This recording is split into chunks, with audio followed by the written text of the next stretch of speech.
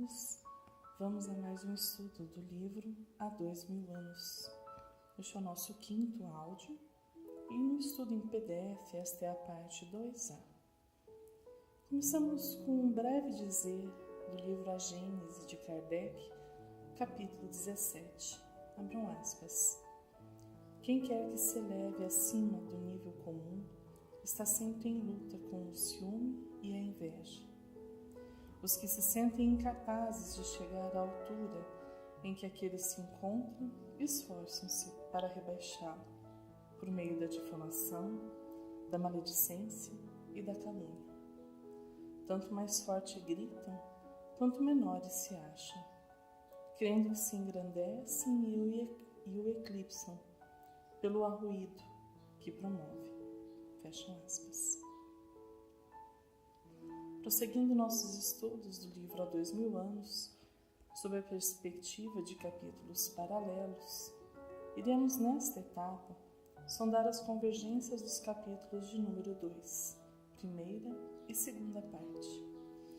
Inicio o capítulo 2 da primeira parte com uma importante descrição da figura feminina nos tempos romanos. Abram aspas. Desde os primeiros tempos do Império, a mulher romana havia se entregado à dissipação e ao luxo excessivo, em detrimento das obrigações santificadoras do lar e da família. Mulheres havia ao tempo que se orgulhavam do padrão das antigas virtudes familiares, de quantas as tinham antecedido no labor construtivo das gerações de tantas almas sensíveis e nobres. As esposas de Públio e Flamínio eram desse número. Criaturas inteligentes e valorosas, ambas fugiam da onda corruptora da época, representando 2 símbolos de bom senso e simplicidade. E o capítulo segue com um diálogo entre Lívia e Calpurnia, amigas de longa data, trocando impressões íntimas a meia voz, em tom amigo e discreto. São exemplos que nos ensinam, ainda hoje. No capítulo 2 da segunda parte, também nos noticia um diálogo entre 2 mulheres, porém em outro tom, e com intenções bem diversas. Vejamos um trecho da conversa entre Fúvia e Aurélia. Abram aspas. Eis porque, daí a algum tempo, vamos encontrar mãe e filha em palestra animada sobre o assunto na intimidade do lar, dando a entender a mesquinhez de seus sentimentos. Embora os cabelos brancos infundissem veneração na fronte materna, que apesar disso, não se deixava vencer pelos argumentos da experiência e da idade. Eu também, exclamava Fúvia maliciosamente, respondendo a uma interpelação da filha. Muito me surpreendi com as atitudes de Plínio, por julgá-lo um rapaz cioso do cumprimento de seus deveres, mas não me interessei pelos modos de Flávia, porquanto sempre achei que os filhos têm de herdar fatalmente as qualidades dos pais, e mais particularmente no caso presente, quando a herança é materna, com mais bases de certeza irrefutável para o nosso julgamento. Oh, mãe! Queres dizer então que conheces a conduta de Lívia a esse ponto? Perguntou Aurélia com bastante interesse. Não duvides que seja de outra forma. E a imaginação caluniosa de Fúvia passou a satisfazer a curiosidade da filha, com os fatos mais inverossímeis e terríveis sobre a esposa do senador, quando de sua permanência na Palestina, glosados pelas expressões de ironia e desprezo da jovem, dominada pelos mais acerbos ciúmes. Fecham aspas. Em rápida leitura, percebemos o quão distantes estão os 2 diálogos. Se no primeiro o tom é amistoso, familiar, harmonioso, não obstante as lutas e dificuldades pelas quais atravessam Lívia e Calpurnia, identificamos no diálogo de Fúvia todo o amargor de seu espírito, que ainda transitava em esferas mais baixas, fazendo uso da palavra para ferir e caluniar. Eis assim a primeira reflexão que nos cabe fazer ao olharmos estes dois exemplos. Como andam as conversas que entabulo em minha vida cotidiana? Tenho usado com cuidado as palavras, sondando meu íntimo? Quais as intenções do que digo nos lugares por onde passo? Não obstante ser uma pessoa de bem, de conduta honesta e amável, Lívia foi alvo da inveja e da maledicência de Fúlvia. E poderíamos dizer que isso se dá em razão do diverso momento evolutivo em que se encontra, afirmando que através das várias experiências reencarnatórias, um dia Fúlvia aprenderá a dor de ser alvo de calúnias e difamações. Porém, buscamos aqui não apenas um raio-x dos personagens, mas aprender com suas vivências, trazendo as lições para o nosso momento, para o nosso viver. Para isto, é preciso ir mais fundo. Recordemos que no início do primeiro capítulo, Emmanuel nos informa que Lívia e Calpurnia destoavam das mulheres de sua época, eis que mantiveram-se firmes nos princípios familiares. Fugiam da onda corruptora da época, representando dois símbolos de bom senso e simplicidade. Não se adequar ao que a sociedade dita como regra e como conduta gera conflitos. Fúlvia reconhecia que Lívia lhe era diferente e isto a incomodava. Qual a razão? Sempre que encontramos alguém que pensa e age diferente de nós, isso nos causará estranheza e nos remeterá à reflexão. Está certo ou errado? E se eu não tiver a maturidade emocional de verificar que o que é diferente não necessariamente está errado, estará instaurado um conflito. Cada um de nós opta por uma forma de viver. Alguns são mais expansivos, outros tantos preferem uma vida mais simples e reservada.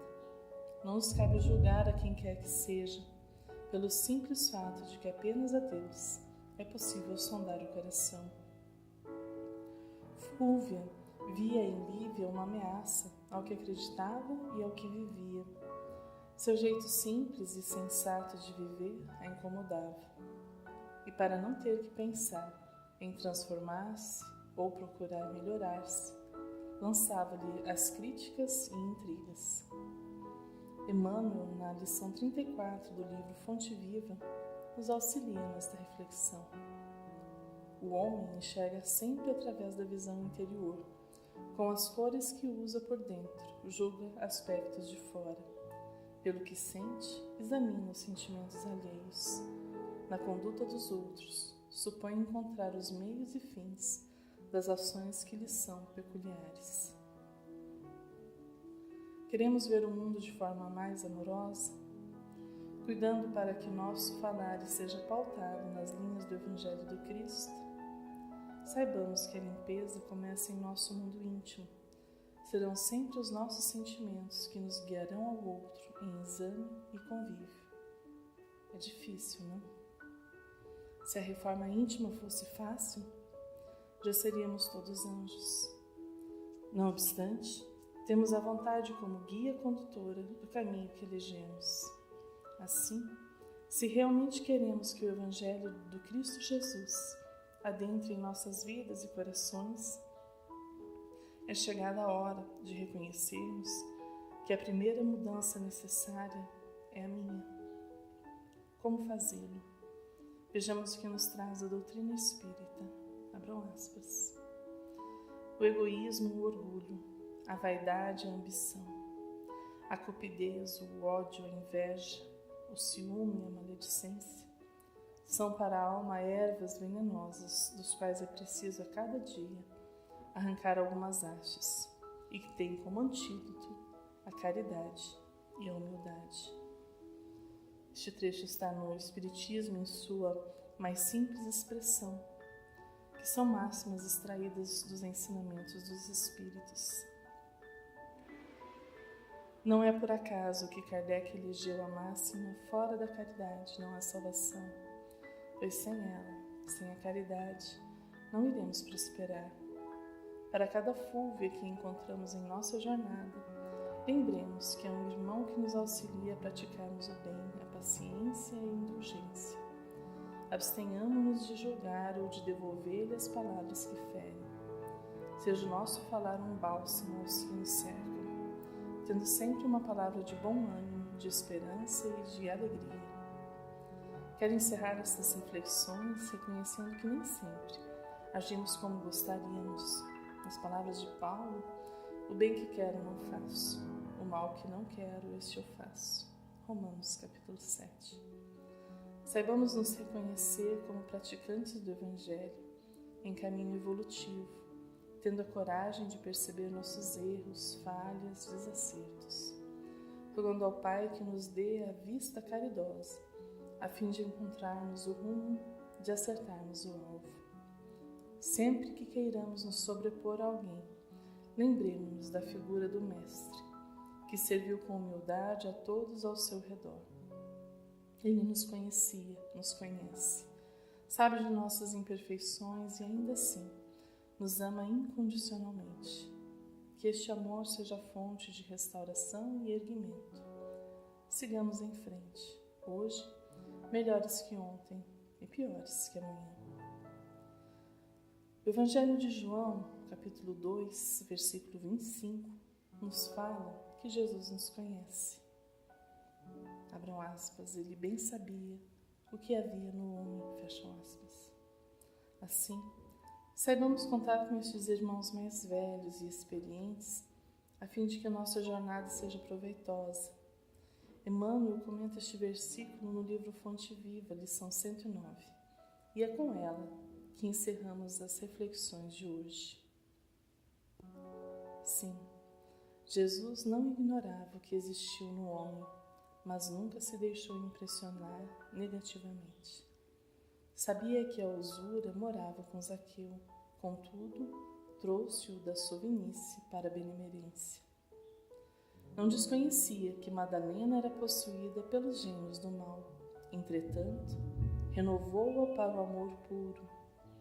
Reconheceu a vaidade intelectual de Nicodemos, mas deu-lhe novas concepções da grandeza e da excelsitude da vida. Identificou a fraqueza de Simão Pedro. Todavia, pouco a pouco instalada no coração do discípulo a fortaleza espiritual que faria dele o sustentáculo do cristianismo nascente. Vê as dúvidas de Tomé sem desampará-lo. Conhece a sombra que habita em Judas, sem negar-lhe o culto da afeição. Jesus preocupou-se, acima de tudo, em proporcionar a cada alma uma visão mais ampla da vida, em que o ar cada espírito com eficientes recursos de renovação para o bem. Não condenes, pois, o próximo, porque nele observes a inferioridade e a imperfeição. A exemplo do Cristo, ajuda quanto possas. O amigo divino sabe o que existe em nós. Ele não desconhece a nossa pesada e escura bagagem do pretérito, nas dificuldades do nosso presente, recheado de hesitações e de erros, mas nem por isso deixe de estender-nos amorosamente as mãos. Que Jesus nos ampare hoje e sempre. Abraços fraternos e até o próximo estudo.